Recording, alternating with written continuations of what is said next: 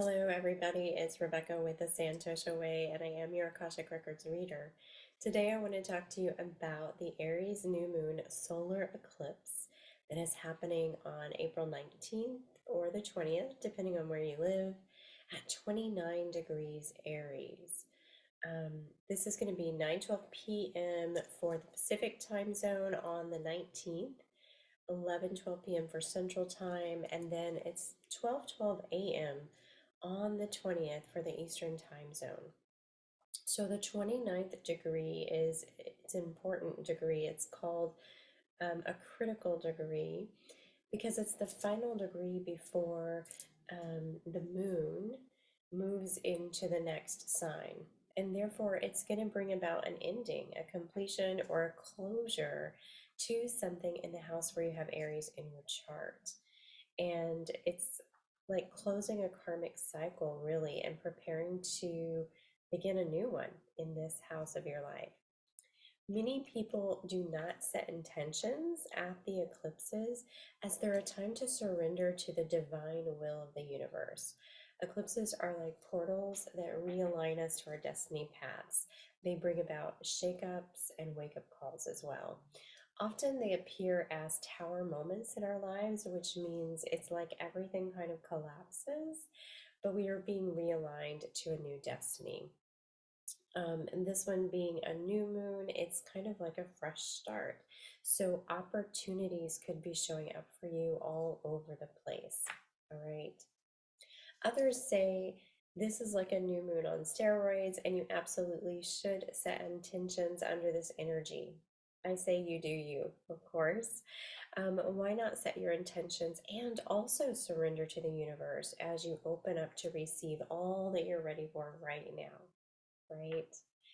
Aries is a cardinal fire sign. It's represented by the ram, and it's associated with the first house of self. It's the I am, the mask that you wear, how you present yourself to the world, and how the world sees you and your public image. That's the first house, right?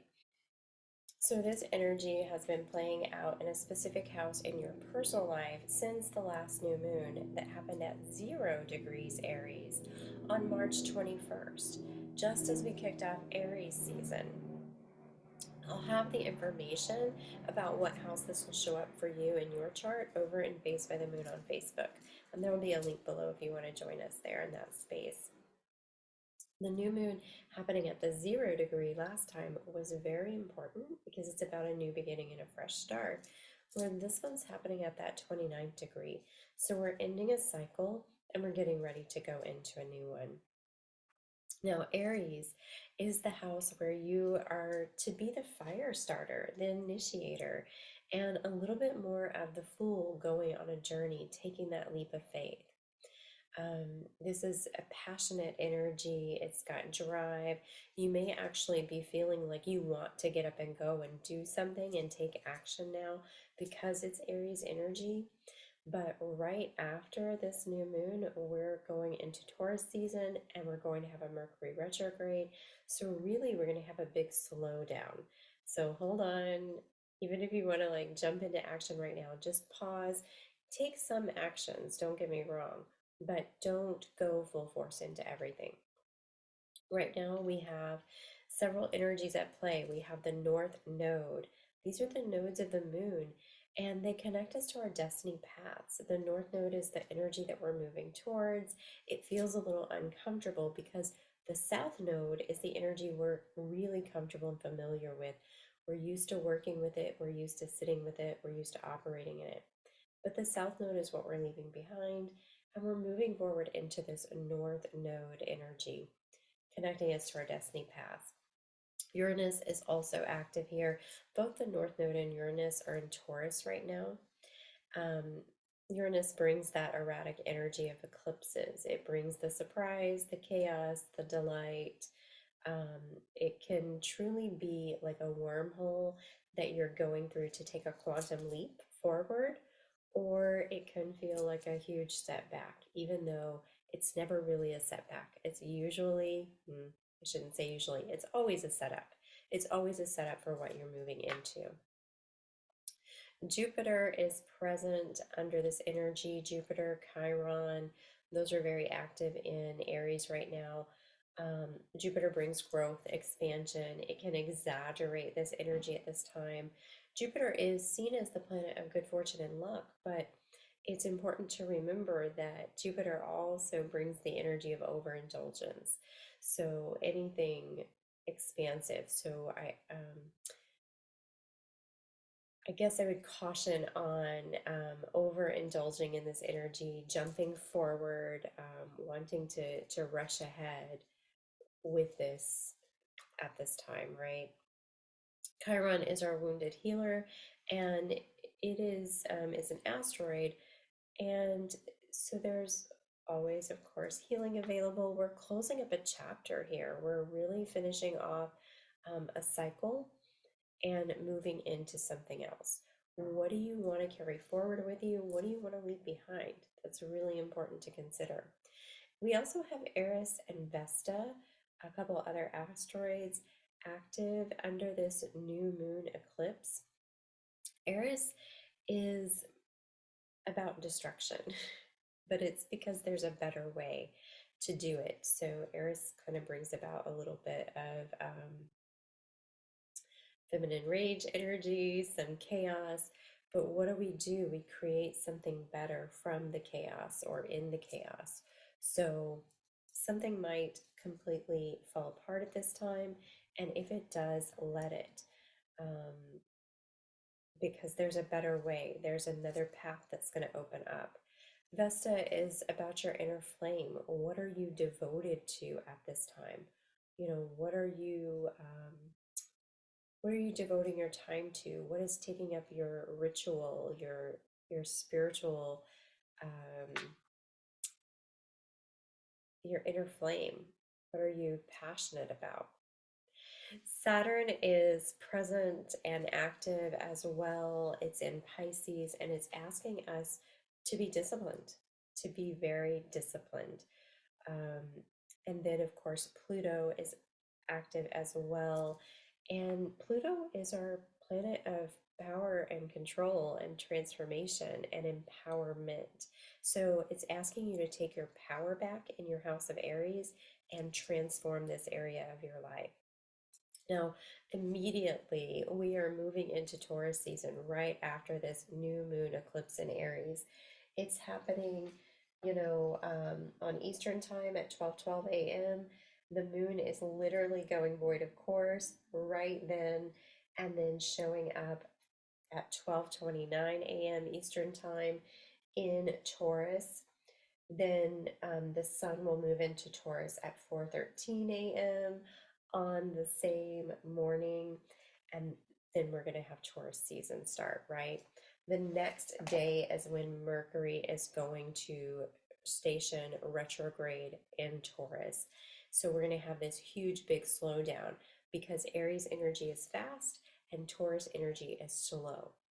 Taurus energy asks us to ground, tend, tend our environment, tend the seeds that we've just planted. Um, it's a very methodical and plotting and um, very ritual in its behavior, and it's all about comfort and security. And so it's going to be slower energy anyway. You add into the mix a retrograde. Retrogrades slow us down. They feel like the energy is moving slowly. We have disruptions. We have delays. So we're going to get like an extra dose of a slowdown, which is why it's not time to rush ahead, even though your energy may feel like you really want to get into action right now. It may not, though. With this energy, like I'm recording this right now, we're in the dark moon phase right before the new moon. So it's a very low energy time. And I'm noticing myself, just the weather's a little bit cooler. We've had a little bit of rain here. It's a little bit slower feeling today. I do feel like kind of clawing back in bed and resting some more, even though I won't. Um, I will take several breaks though throughout my day to relax and honor this slower moving energy. And I'm doing a lot more of my Akashic Records work, which is great to do when I have like a lower, slower energy because I can really sink into meditation a little bit easier. So I'm focusing on those types of tasks. Definitely take time to rest if you feel tired. Honor that. Honor your body. Taurus is definitely about honoring your physical vessel and your physical environment. So use this time under this Mercury retrograde Taurus and Taurus season to really realign your values with these new intentions that you're putting out. Get clear on a practical plan of action for security, stability, comfort. Release any outdated ways of being that go with the old program. Remember, we are starting a new cycle here in your house of Aries.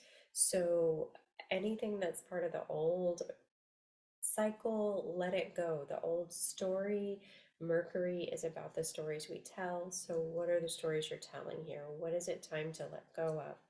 What is it time to rewrite? What are the new stories that you want to tell that are going to support this new version of yourself, right?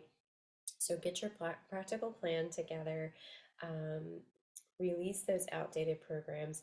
You are creating something new here and now. Make sure that you're writing it the way that you want to.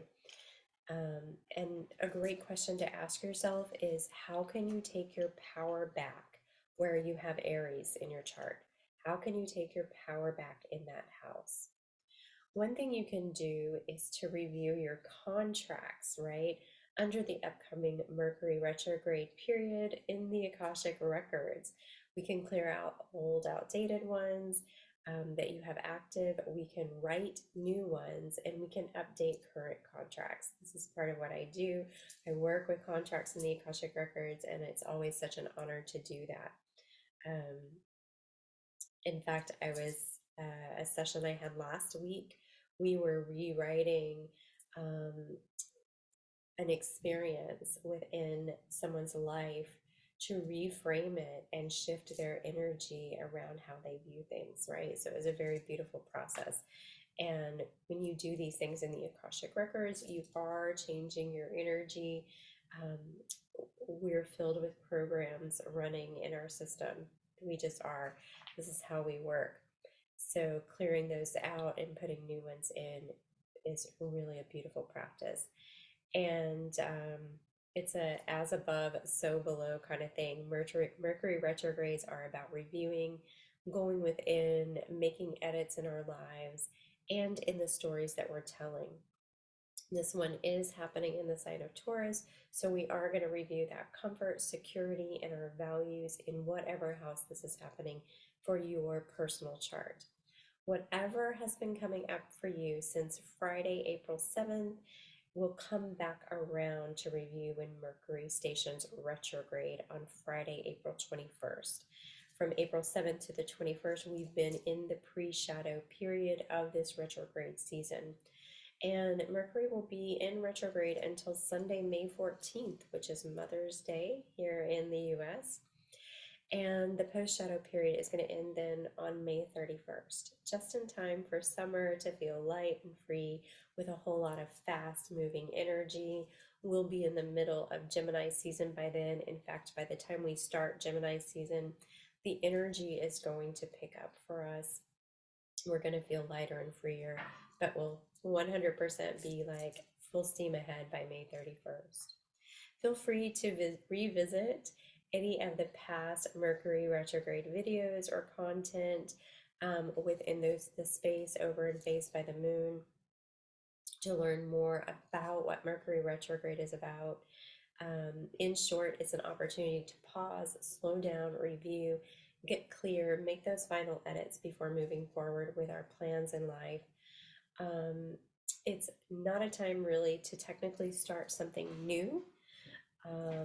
It's not necessarily a time to make big purchases in our lives. If you do sign contracts, you want to review them very carefully, know what you're agreeing to before you sign on that dotted line, reread it 2 or 3 times, ask questions, um, review your text messages, your emails before you hit send. And then relationships tend to come up from our past to be reviewed as well, um, or life experiences. So it's one of those things where they say, when the ex shows up, it's, hey, been there, done that. It's time for bringing closure to the situation, not for getting back involved in those situations. So that's a little bit about Mercury retrograde, but feel free to check out one of the Mercury retrograde videos that I have that talk more about it, or just read through some of the content over in Phase by the Moon about Mercury retrograde as well. I hope you'll have a happy new moon solar eclipse in Aries, and may you be Santosha.